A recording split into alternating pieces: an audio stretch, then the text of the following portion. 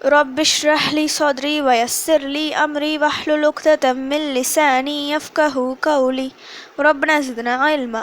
அஸ்ஸலாமு அலைக்கும் வரஹ்மத்துல்லாஹி வபரகாத்துஹு. வெல்கம் டு கீடு ஜன்னாயம் தஸ்னிம். எல்லாரும் எப்படி இருக்கீங்க? நல்லா இருக்கீங்களா? அல்ஹம்துலில்லாஹ். வீடியோக்குள்ளே போகிறதுக்கு முன்னாடி நான் லாஸ்ட் வீடியோவில் கேட்ட கொஷினுக்கு ஆன்சர் என்னன்னு பார்க்கலாம். நான் என்ன கொஷின் கேட்டேன்? அல் இஹ்லாஸ் என்பதின் பொருள் என்ன? இதுக்கான ஆன்சர் ஏகத்துவம்.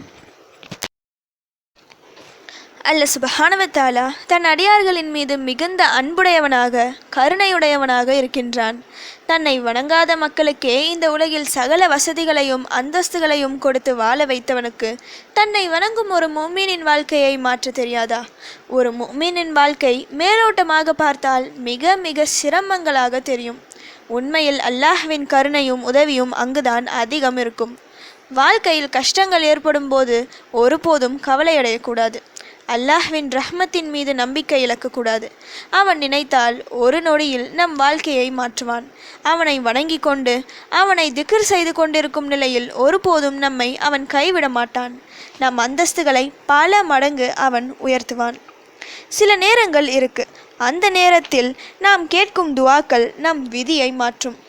அப்படி நம் வாழ்க்கையை மாற்றக்கூடிய ஒரு 4 நேரங்களை தான் சொல்ல போகிறேன்.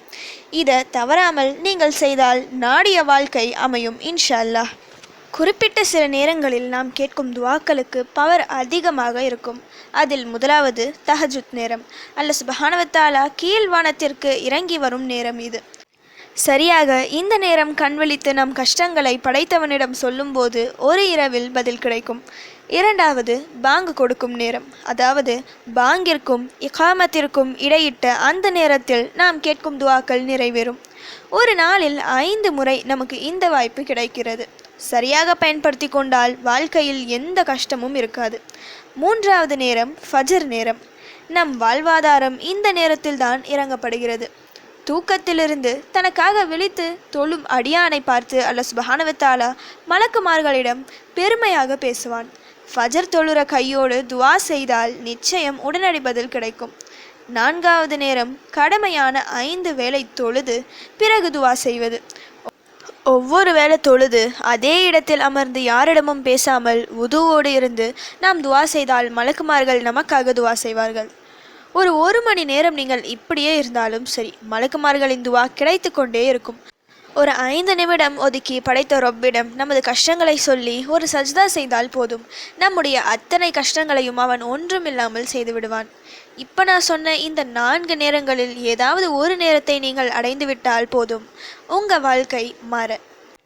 அல்லாஹ் ஒரு கஷ்டத்தை தருவான். அதிலிருந்து விடுபட தன் அடியான் தன்னிடம் வர வேண்டும் என அவன் நினைப்பான்.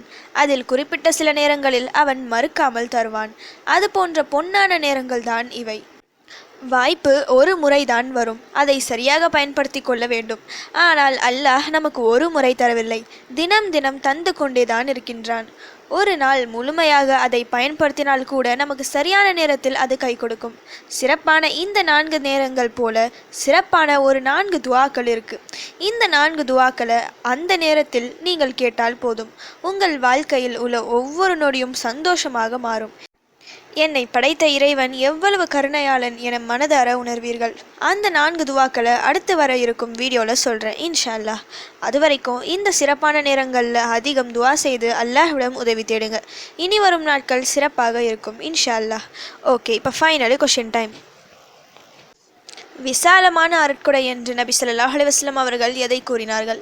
இதுதான் இன்னைக்கான கொஸ்டின். இதுக்கு உங்களுக்கு ஆன்சர் தெரிஞ்சால் ப்ளீஸ் கமெண்ட் பண்ணுங்கள். அப்படி இல்லைனா ப்ளீஸ் வெயிட் பண்ணுங்கள், நான் நெக்ஸ்ட் வீடியோ போஸ்ட் பண்ணுற வரைக்கும். சுப்ஹான ரப்பிக ரப்பில் இஸ்ஸத்தி அம்மா யசிஃபூன வஸ்ஸலாமு அலல் முர்ஸலீன் வல்ஹம்துலில்லாஹி ரப்பில் ஆலமீன். அஸ்ஸலாமு அலைக்கும் வரஹ்மத்துல்லாஹி வபரகாத்துஹு.